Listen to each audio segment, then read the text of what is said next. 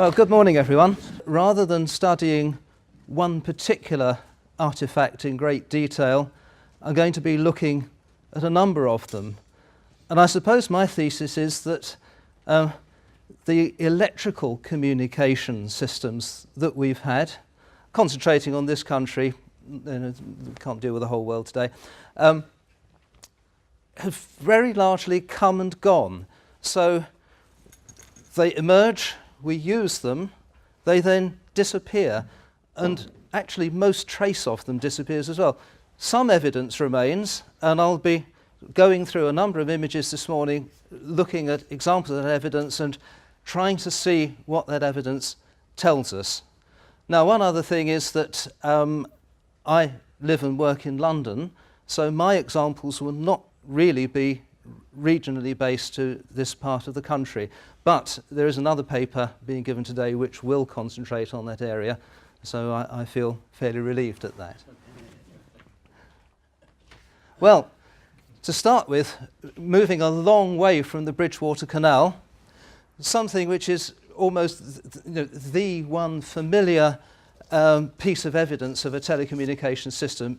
If you're in London, you can't avoid it, and there are other towers like this around the country. The BT Tower opened in the mid-1960s as part of a countrywide microwave communication network. And here's a close-up showing the microwave horns raised up as high as possible to link through in line of sight to other microwave towers around the country. Well, that looks fine, doesn't it? We know all about the BT Tower. But actually, you can just see some scaffolding at the base of the microwave section there. This photograph was taken last autumn. This photograph was taken a fortnight ago. The horns have all gone. Actually, they've been out of use for a long time. It's just that they're very expensive to take down. The microwave network is finished, in other words. The BT Tower no longer fulfills the function for which it was built in the mid-1960s.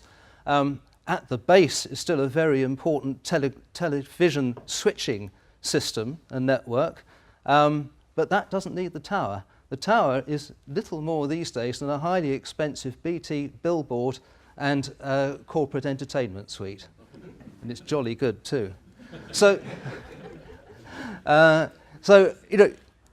look around, these things appear and disappear, but you can't see a microwave network, you just have to look for the evidence of it, and where the evidence goes, they're being taken down now, by the way, because they were starting to fall down. They became a safety hazard, so they had to come down. And the Science Museum looked at the prospect of preserving one of these and decided they're far too big, they would have to be taken down by crane. These things were being cut up and taken down in the lift. It would have cost a very great deal of money, and I'm afraid practicalities prevented that. So we're reduced to looking around for the evidence of the earliest electric telegraph systems just where we can find it, and you have to keep sharp eyes out. And I'm looking, there'll be other photographs of pavement plates later on. This is the first one of the day. That one in the foreground. But it is actually an unusual one, very rare. The name is Reed Brothers, London. The other one's London County Council Tramways.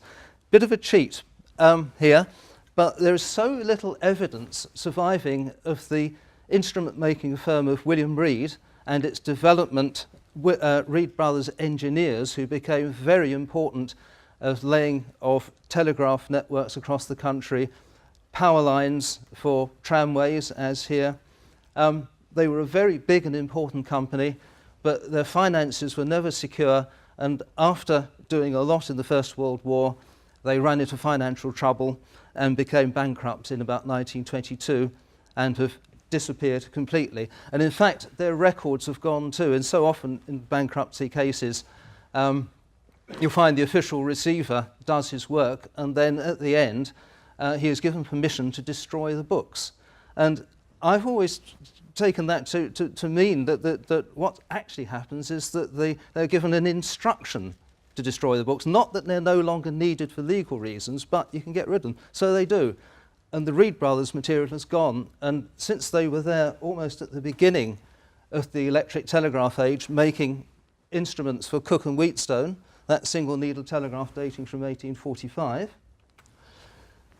But there we are, there's the name. Most of you won't be able to read it, but it says W. Reed, Mechanist, 25 University Street, London, one of Reed's earliest addresses.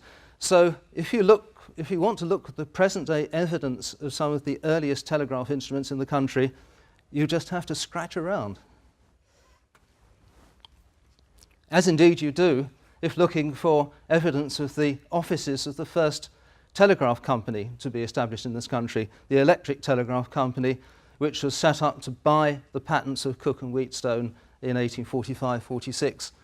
Their first offices were in Founders Court in the City of London, just opposite the Stock Exchange. But down that narrow alleyway, I'm not sure if any of the present buildings there are actually the buildings that were there, where the ETC were there.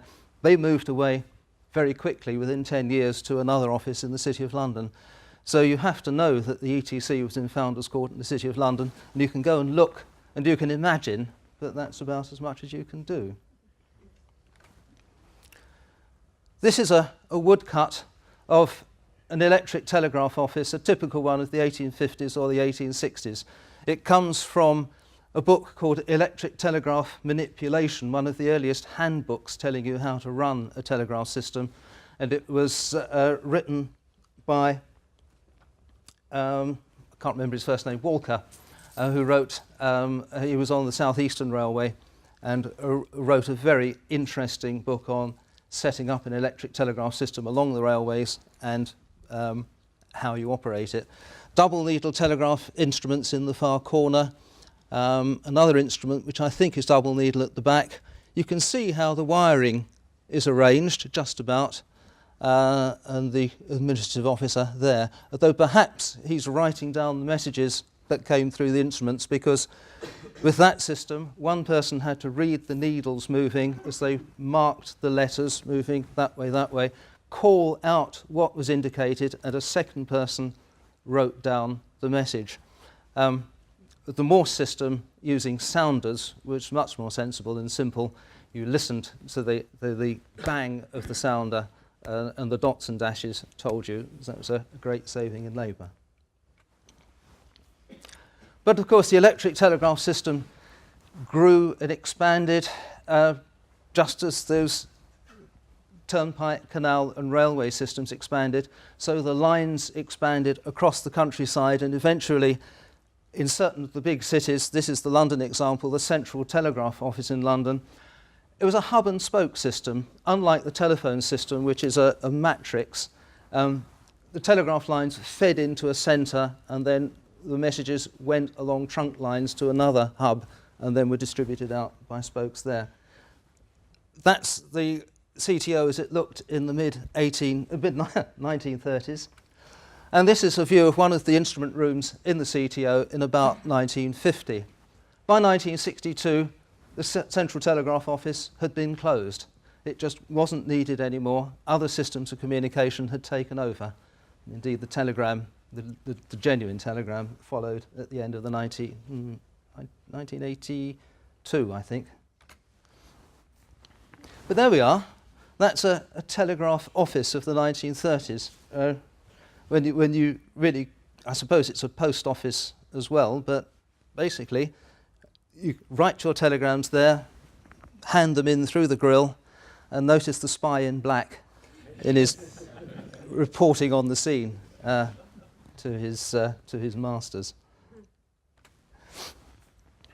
Well, not only spreading across the country, but spreading across the world. And this is the cable and wireless great circle map of the world showing their links to other continents. And it has to be said that that Britain was the main country operating the submarine cable network in its great phase when you sent messages by cable code, positive and negative signals down those lines across the world, whether it was to India or to Asia, across the Pacific to the United States. Though there were other countries operating submarine cables, it was the British network that was supreme. And actually it was the fact of that supremacy in the First World War and the United States uncomfortableness with having to send a lot of their First World War traffic to Europe over the British cable networks that led them to decide to set up their own indigenous wireless telegraphy network in the early 1920s. It was really political.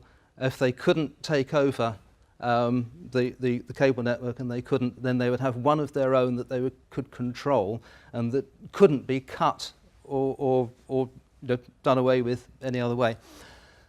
Which is a very interesting aspect on how America became the dominant country in the development of wireless telegraphy and radio. But here is cable and wireless, and yet even though the tentacles spread to the four corners of the world, as some of you will know if you've visited Porth Curnow in Cornwall, those cables that come to Britain come up from the beach into this very humble little hut. You know, all this immense international traffic, and terminate on this. I mean, it's looking a little bit tatty now because it's been 20 years or more since submarine cables came into this site, but it's not very impressive, it's not very synchronous. You could easily miss it. But in the early days of the telephone, you couldn't miss a telephone exchange. Telephone companies were not given the way leave to dig trenches in the road in towns and cities in Britain. So they had to feed their telephone lines in to the exchanges through these roof structures called derricks or frames, whatever you call them.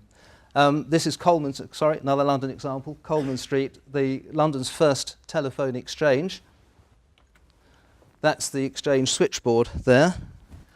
And of course, because you're dealing with a matrix, there are many, many more lines across the sky over you. You can't avoid them.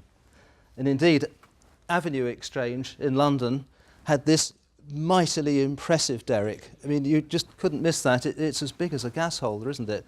And much more prominent because it's much higher. Gas holders need to be as low as possible, so that tends to sort of hide them a bit. Telephone derricks needed to be as high as possible because the wires are coming over the rooftops. Well, the age of the overhead telephone wire of that nature lasted about 20 years, but by the 1890s, at long last, agreements were being made with local authorities to lay these lines underground. There was actually a technical difficulty of crosstalk if you lay lines underground because the wires are close to one another, and you have problems with one conversation leaking over onto another cable. That was got over using loading coils and later by valve amplifiers. And in their turn, here's another map of the country showing the National Telephone Company's trunk telephone network in 1891. The National Telephone Company was the amalgamation of a number of smaller companies and ran telephones in Britain under license from the Post Office. The Post Office was unhappy at telephones being developed not under its control.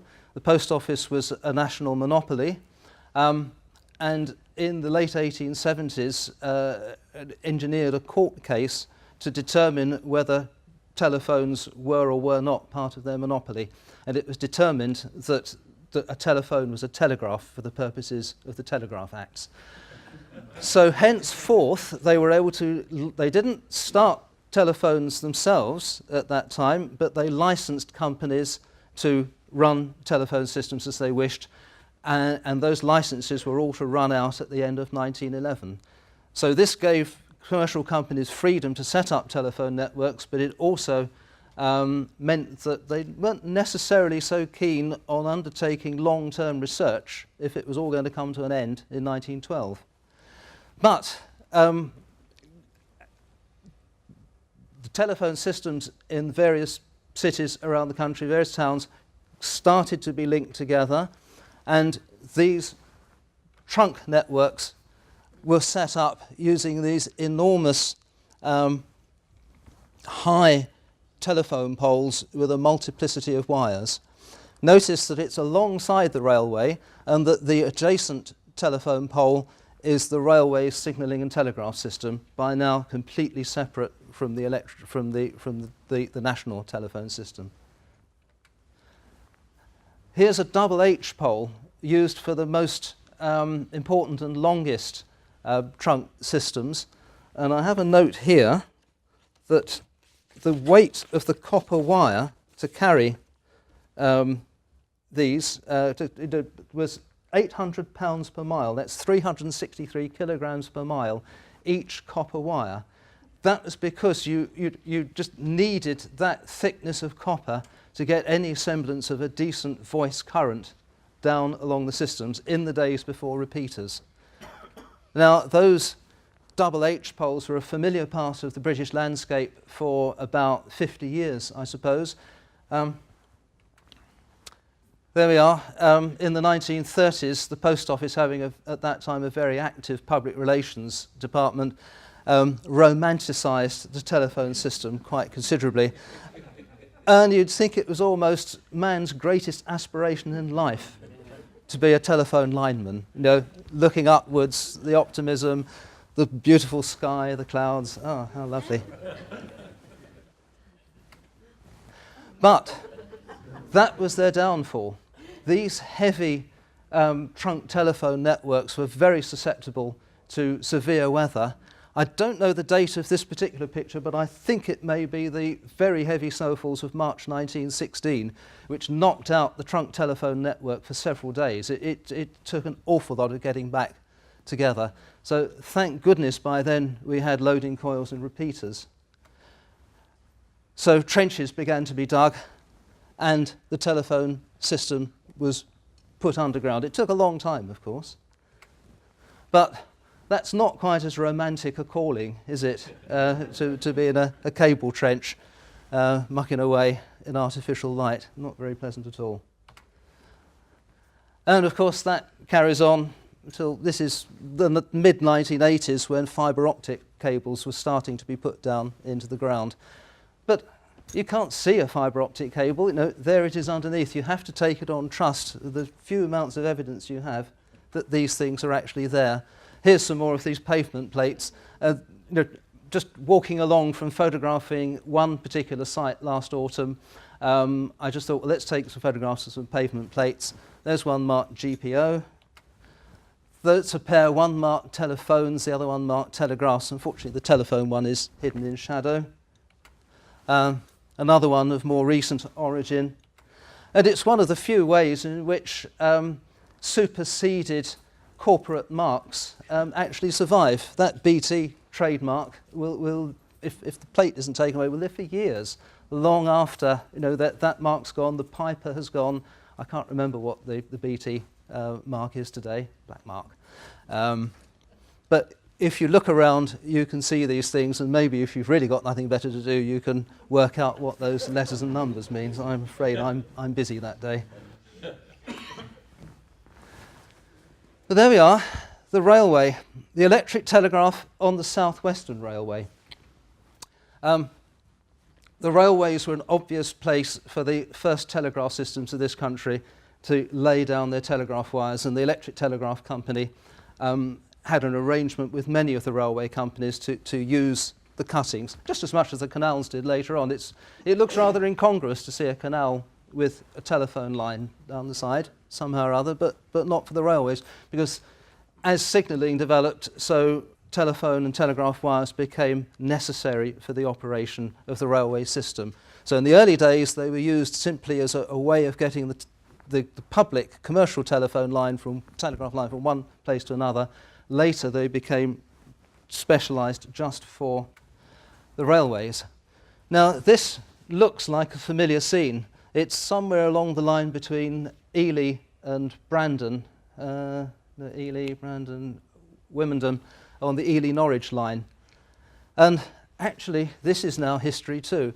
And the site of the double-track main line with the telegraph pole alongside, just always there, and if you look out of the window, you see the rise and the fall of the wires. It's almost completely gone, and it's gone without almost anybody noticing. I happened to become aware of this line still having its system about 5 years ago, and immediately went there to take a look and to do the best I could to photograph it. A level crossing, my trusty bicycle on one side. It's very difficult to photograph these things to get the sense of them. You really need, it's a kinetic thing. You need to be moving along to appreciate them, and I'm afraid I didn't have a camera to do that. And another one there, and I think I've got, oh no, that's one too many. We'll come back to that. I went there just about 3 years ago to take another look at it. All gone. There's no more of that in England, and there's one last open wire pole route in Britain, and it's in Scotland, on the far north, on the line between Aberdeen and Inverness, going via the coast. But that's single track, so it's not really quite the same. So there we are. Farewell, the open wire pole route. So the only place you can see wires now is the local distribution network for telephones. That happens to be the pole in my local street at home in East London. And down the end of the road, there will be a connection cabinet, one of the few other pieces of evidence that telephones exist. And again, I took this photograph last autumn. Oh, well, I'll just take the one down the end of my road, that will do. 2 months later, it had spawned another next to it. That's evidence of broadband, because as the broadband network expands, what's happening here, and now you've seen this one, I expect, look out for them, you'll see them all over the place suddenly. You can see where it's just been laid into the existing pavement plates. This brings the fibre from the exchange, the fibre optic covering the broadband, to the local street, so that the metallic connection for your broadband is only from that point down the road, a quarter of a mile, half a mile, so as to try and keep the speeds up. So there's the evidence of a whole new communication system, but except for the equipment in your home, that's the only visible evidence out in the street. So, having mentioned broadband, we come back to the telephone, and the big development in the telephone was the replacement of the human operator for switching by the machine switching, which we call automatic for convenience.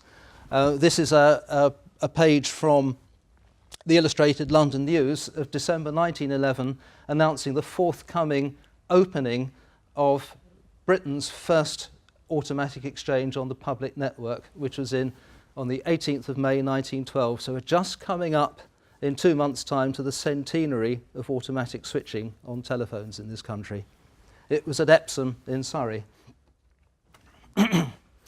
Using 2 motion switches like this, the original invention of Almond Strowger, but much developed by the company he set up, and I don't suppose he had much to do with this actual equipment. That's a photograph of some of the switches from Epsom Exchange at the time.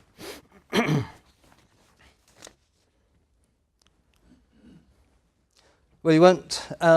That's actually, I'm more of an historian than an industrial archaeologist, so I've been checking this out for a separate paper I've been delivering this year. This is the first notice, official notice, that the automatic switching has started, and it's from A.W. Ogilvie, a senior officer of the Post Office, to the Postmaster General. The Postmaster General: the manual switchboard at Epsom was thrown out of use this afternoon, and the automatic switch brought into use.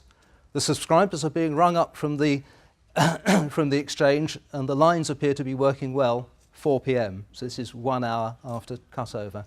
The subscribers are making a good many calls to one another, no doubt to test the new apparatus. A full report will be furnished early on Monday. So there's more where that came from in BT archives, plenty of paper evidence of the introduction of the automatic telephone. On the ground, what is there? Well, you can look in Kelly's directory and find out where the exchange was. It was right-hand column, just past the middle, number 34, Post Office telephone, brackets, exchange and public call office, pillar letterbox. Public call office meaning, place where you can make a telephone call. Right, so you look up the local map. I'll have to move away from here briefly. TCB stands for telephone call box. That suggests that it was that particular building along Station Road. It's not called Station Road anymore, it's Upper High Street because the station is down here. So I went there just about a year ago to take a look. This is what the exchange did look like at the time, a lucky find.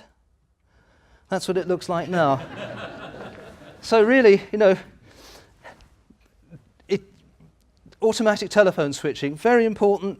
We all use it these days, and yet on the ground it's left little trace of itself. It's just moved on. That pillar letterbox is in probably the same position as it was in 1912. So what other material remains of that pioneering system are there? Well, unfortunately, the Science Museum doesn't have anything from Epsom, nor does National Museum Scotland, but this pair of selectors came from the next exchange to be converted, which was the Post Office's own internal exchange at their London headquarters, which was done just a couple of months later. The technology is exactly similar. That's the example of the desk telephone that was used at Epsom, made in America. This whole system was American in origin and was imported here. The Automatic Electric Company, Chicago.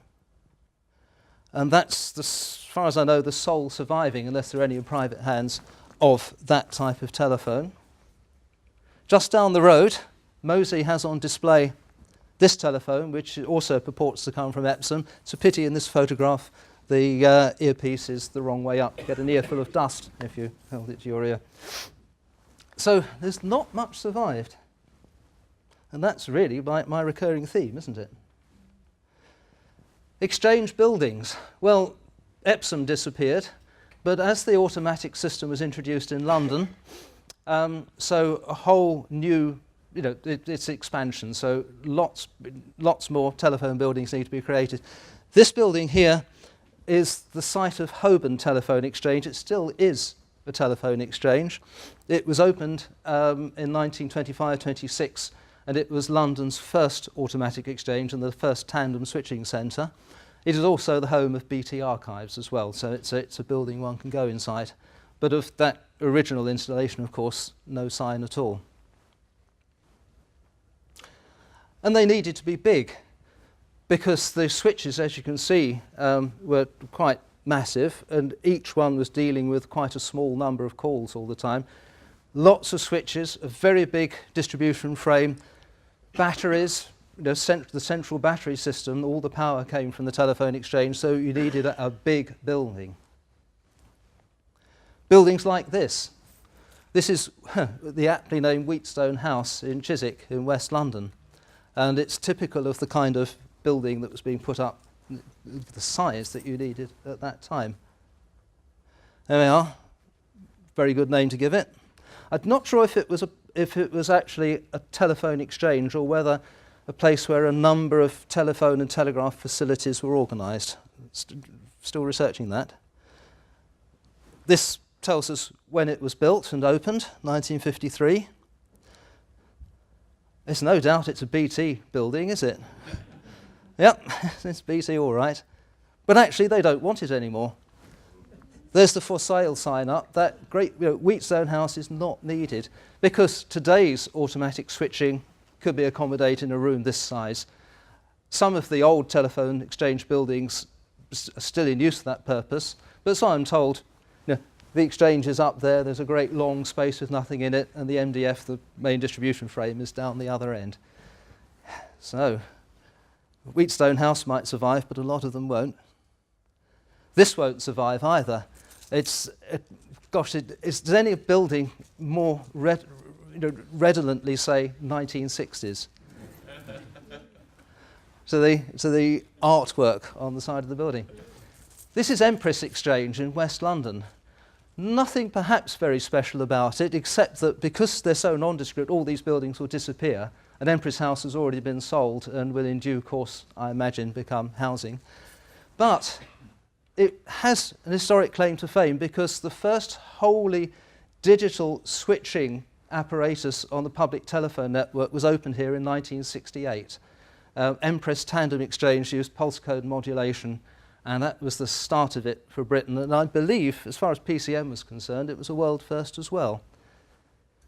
In this instance, luckily the Science Museum was told, and we were able to acquire one of the two switching units. It's in store at the moment, but it's on our list for display should we be able to open our new communications gallery in 2 years' time. We're still waiting to hear whether we get the money. And of course, I can't leave out the telephone kiosk.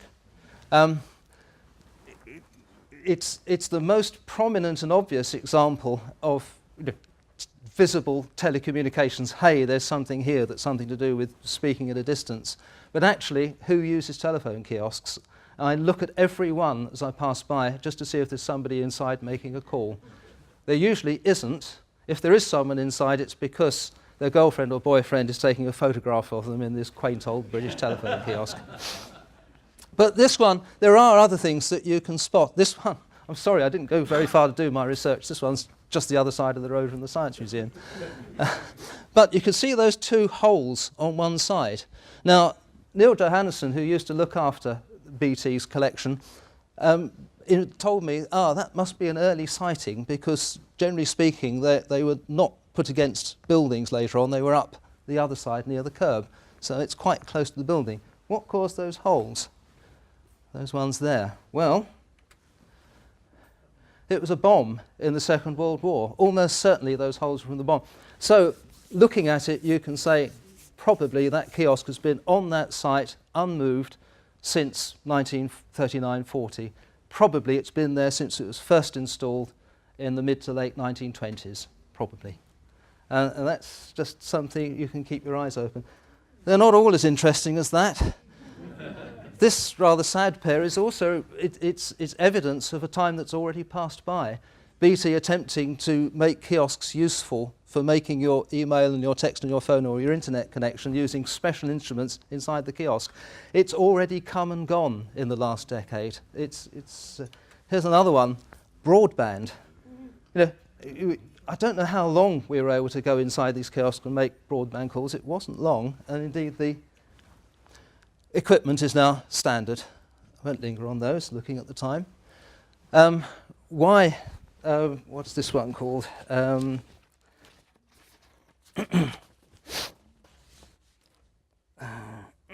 Spectrum Interactive. No wonder I couldn't remember the name. This is the company that runs a range of kiosks in London. This is just around the road from where I live. Why they felt they wanted to introduce a new range of kiosks, I don't know. It's never used. But there it is. It's probably because it's worth more in advertising. You can stick adverts on the outside. But this is rather more sad. The kiosk number 8, which I've got a particular fancy for, designed by Bruce Martin in the 1960s, first installed 1968. BT installed a lot of them, but has got rid of nearly all of them. This one is in North Rawton in Wiltshire, near the Science Museum store, and I've been keeping an eye on it for years and years, and it's now in a rather fragile state, though this was taken a year ago. Though still in use. But as I rather fancy the kiosk number 8, I was quite amazed. Yes, there's South Kensington Station, London Underground used them. But I went to Hull last year. Hull is the great unknown. Nobody talks about Kingston upon Hull when we're talking about telephone history. It's been airbrushed out of British telephone history, yet it's significant and interesting, and the next few slides are all about Hull. Because I went there, and in Prince's Avenue, a pair of number 8s. Oh, this is interesting. I went down the road, there's another one. There's another one. There's another one. Holderness Road. Another one. The original boxes were green. A very long time ago they were green, but they became stone colour 40, 50 years ago. There is a number 1 kiosk in green that is inside the Market Hall in Hull, and another one preserved at Telephone House. But they've been this colour for a long time, and they're well maintained. Whether or not they're used any more greatly than those elsewhere in the country, I don't know, but Kingston Communications keeps them in good order. They're a pleasure to look at and even to go in. As I say, Hull, an interesting case study. This is an old photograph of the telephone headquarters at Mytongate in Hull, near the dock area. It's not in use as telephone building anymore, But it's preserved, it has other occupants, it's neat and tidy, and it has a plaque on it, which is rather good. I get the feeling that Hull sort of cares for its telephone history. Being a small company, I think it's better able to do that. It used a non-standard system from the rest of the country for its automatic switching. It used the power-driven Western Electric rotary system, where these selectors, no time to describe the technique in detail, but the selectors are switched in to a constantly rotating shaft when you dial, and when you dialed, you didn't control the selectors directly. They went into a register composed of relays which stored the numbers and then fed them out to the selectors. So you had a little electric motor running at the bottom of each piece of racking with counter shafting and shafts running constantly with clutches putting the motion in and out of the individual selectors. The first Western Electric rotary in Hull was installed in 1922 in Newland Exchange in Queen's Road. A photograph from a newspaper at the time. A very poor photograph copied from a piece of Hull publicity showing the extension to the exchange in the 1960s. And that's a photograph I took last year. Very neat and tidy. They've put a pitched roof on the previous flat-roofed building. And I think, as far as telephone exchanges goes, it's unobtrusive, it's clean, tidy. It contains System X digital switching. It's still in use. I was lucky enough to get inside it too last year. So a compliment, I think, to Hull. That's the equipment the Science Museum obtained in 1975 when the last rotary exchange closed down at Newland, and I'm hoping to re-erect it later on in 2 years' time. Telephone House in Hull. Still, it opened in 1964 on the 60th anniversary of the opening of Hull's telephone system under municipal control. And it is still the telephone headquarters. If you pay over the counter for your bill, you can still do so there. It may start to look different quite soon because it's going to be refurbished and reclad, but that's more or less as it looked when new. And down the back, the sharp-eyed can spot something else, which is ER2. That's a post office British Telecom building. It's the point where Hull changes over to BT, and BT takes its trunk connections out of the Hull area across onto the national network. And it's quite convenient, isn't it, that they were able to get land sort of butting up against one another. Did a bit like East and West Berlin when you go into the yard, because there's a fence down the middle and one side is BT's and the other side is Hull's.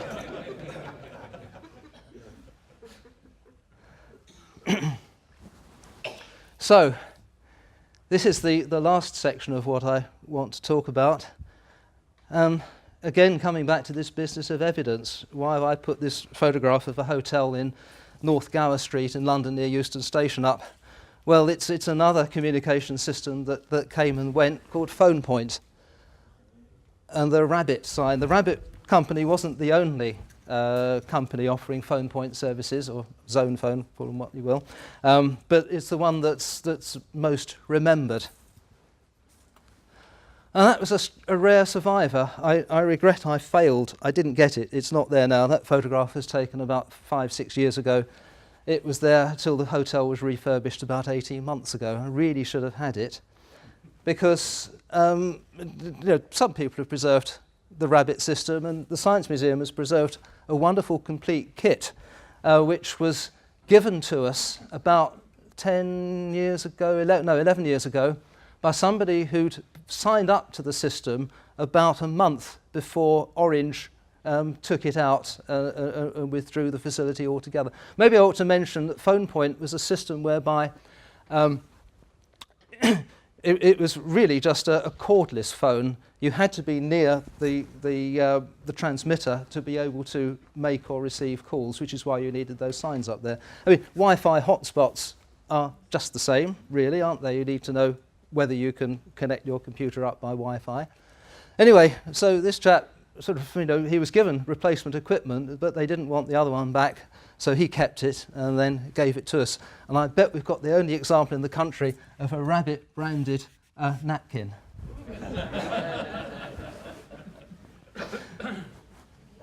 Right, well, I think my last two slides, if I'm right, are... oh no, there's one more there. But here's the telephone pole of the present day. The Vodafone mobile phone mast in North End Road in West Kensington, put up about, just about a year ago, I think, or perhaps a little longer, and it looked quite startling when I just walked along the road.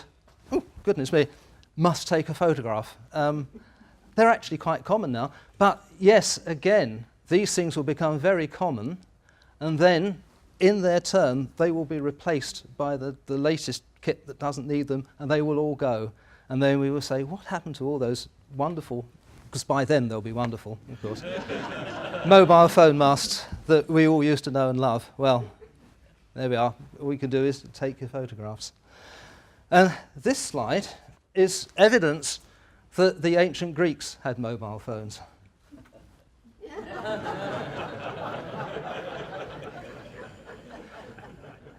It's a bronze copy of a marble bust by Cleomenes, I think it is. It's a bit sad. This was a bronze copy that was that belonged to Rupert Hambro and was in the grounds of his house. And it was stolen in January, presumably by people who wanted the metal. It was known locally as Vodafone Man. But actually, the mobile phone has been with us, 26 years. Still not a long time. The mobile phone, it's not long. But it's already become history. And in London is the first statue that actually does have a mobile phone in it. Some of you may know this, I don't know. It's the Life Trade, London International Financial Futures Exchange. And this was just off Cannon Street in the City of London. And in the early 1990s, when the LIFFE was going full blast, it used the open outcry system of trading, and the traders wore brightly coloured tabards to distinguish one company from another. And in between trading sessions, they could be seen walking up and down quite prominently in Cannon Street. And I saw them quite often, so I had business there from time to time. And in 1997, they were commemorated by this statue, flip phone. You can find this on the web, and there are some people who think it's awful and others who think it's, I think it's absolutely wonderful, because it shows that street art is following technology as it comes forward. This is already history. Currently, I hope it's safe. The building behind it is been completely demolished and is being rebuilt, and this has been encased to protect it with a perspex front, which I think is just as well at the moment. But it shows that really, time moves forward.